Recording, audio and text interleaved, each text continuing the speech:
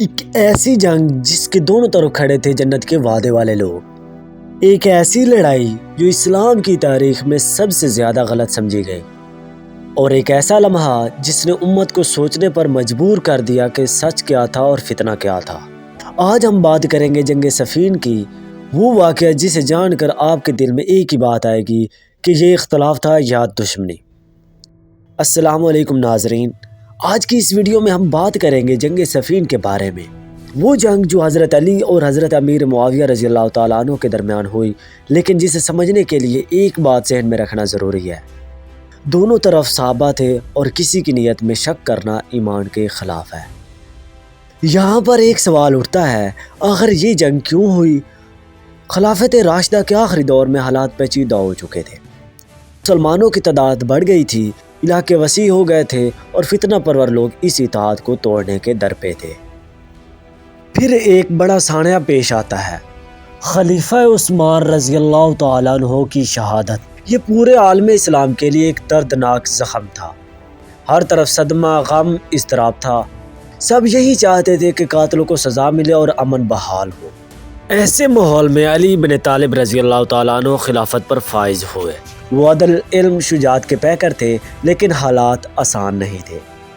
شام کے گورنر معاویہ رضی اللہ تعالیٰ عنہ عثمان کے قریبی رشتہ دار تھے، اور وہ چاہتے تھے کہ قتل عثمان کا بدلہ پہلے لیا جائے، پھر سیاسی معاملات طے ہوں۔ یہاں اختلافات کا آغاز ہوا۔ ایک طرف علی رضی اللہ تعالیٰ عنہ جو چاہتے تھے کہ پہلے ریاست مضبوط ہو، بدامنی ختم ہو، پھر عدالتی کارروائی کی جائے۔ دوسری طرف معاویہ رضی اللہ تعالیٰ عنہ جو سمجھتے تھے کہ شہید خلیفہ کے قاتلوں کو فوری سزا ملنی چاہیے۔ دونوں عظیم صحابی، دونوں کے دل میں امت کا درد، صرف ترجیحات کا فرق تھا۔ یہاں فرق کچھ لوگوں کی غلط فہمیوں اور فتنہ پرور عناصر کی شرارتوں سے بڑھتا چلا گیا۔ دونوں لشکر صفین کے مقام پر آمنے سامنے آ گئے، لیکن حیرت انگیز بات یہ ہے کہ جنگ کا مقصد فتح نہیں، صلح تھا۔ گفتگو شروع ہوئی، پیغام رسانی ہوئی، مذاکرات بھی ہوئے۔ دن گزرتے گئے مگر فیصلہ نہ ہوا۔ پھر کچھ بدنیت لوگوں نے تناؤ بڑھایا اور جھڑپیں شروع ہو گئی۔ یوں چھوٹی جھڑپیں بڑے مارکے میں بدل گئی۔ صفین کی جنگ لمبے عرصے تک چلی، مگر ایک بات تاریخ گواہی دیتی ہے کہ دونوں طرف غیر معمولی احتیاط تھی۔ کوئی صحابی ایک دوسرے کی شان میں بدگوئی نہیں کرتا تھا اور کوئی ذاتی جنگ نہیں لڑ رہا تھا۔ ہر دل میں صرف یہ خوف تھا کہ حق مجھ سے کہیں چھوٹ نہ جائے۔ رات کے وقت لڑائی رک جاتی، فوجیں ایک دوسرے کی لاشیں اٹھاتی اور مسلمان کی لاش کا احترام کرتے تھے۔ تصور کیجئے یہ کیسی جنگ تھی جہاں رحمت اور ادب بھی ساتھ ساتھ چل رہے تھے۔ ایک شدید مرحلے پر جب لڑائی فیصلہ کن ہونے والی تھی، شام کے لشکر کی جانب سے قرآن بلند کیے گئے، یعنی یہ پیغام کہ ہم اللہ کی کتاب کے مطابق فیصلہ چاہتے ہیں۔ یہ منظر دیکھ کر علی رضی اللہ تعالیٰ عنہ نے فوراً جنگ روک دی، کیونکہ ان کا مقصد لڑائی نہیں، امت کا اتحاد تھا۔ یہی پہلو ان کی شخصیت کو عظیم بناتا ہے۔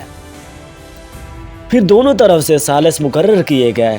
علی رضی اللہ تعالیٰ عنہ کی طرف سے ابو موسیٰ اشعری رضی اللہ تعالیٰ عنہ اور شام کی طرف سے عمرو بن العاص رضی اللہ تعالیٰ عنہ۔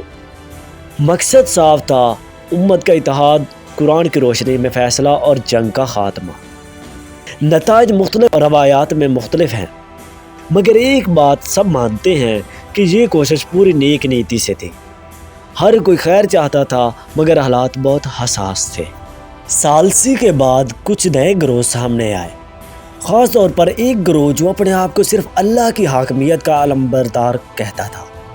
بعد میں ان کو خوارج کہا گیا۔ یہ لوگ دراصل حالات کی غلط فہمی اور شدت پسندی میں پھیلنے والے فتنے تھے۔ تاریخ ہمیں بتاتی ہے کہ نہ علی ذمہ دار تھے اور نہ معاویہ۔ اصل ذمہ داری ان فتنہ پرور عناصر پر تھی جنہوں نے مسلمانوں کے درمیان نفرت بھڑکانے کی کوشش کی۔ جنگ صفین نے ہمیں یہ سکھایا کہ صحابہ کی نیت ہمیشہ خیر پر ہوتی ہے۔ اختلاف کبھی کبھی ناگزیر ہوتا ہے، مگر اللہ کی کتاب پر واپسی امت کا سب سے بڑا حل ہے، اور سب سے بڑھ کر فتنوں سے بچنا، اتحاد قائم رکھنا اور قیادت کے فیصلوں میں بدگمانی سے بچنا ضروری ہے۔ جنگ صفین تاریخ کا وہ باب ہے جس میں دل بھی ہے، درد بھی اور عظیم سبق بھی۔ آج 1400 سال بعد سوال یہ نہیں کہ حق کس کے ساتھ تھا، اصل سوال یہ ہے کہ ہم امت کو جوڑنے میں کس کے ساتھ ہیں۔ اگر اس تاریخ داستان نے آپ کے دل کو چھوا تو اس ویڈیو کو لائک، شیئر اور سبسکرائب ضرور کر دیں۔ اور جاتے جاتے ایک سوال، اگر کل کا کوئی اختلاف امت کو 2 حصوں میں بانٹنے لگے تو کیا ہم صفین میں یہ سبق لیں گے کہ لڑائی نہیں، اتحاد ہی جیت ہے؟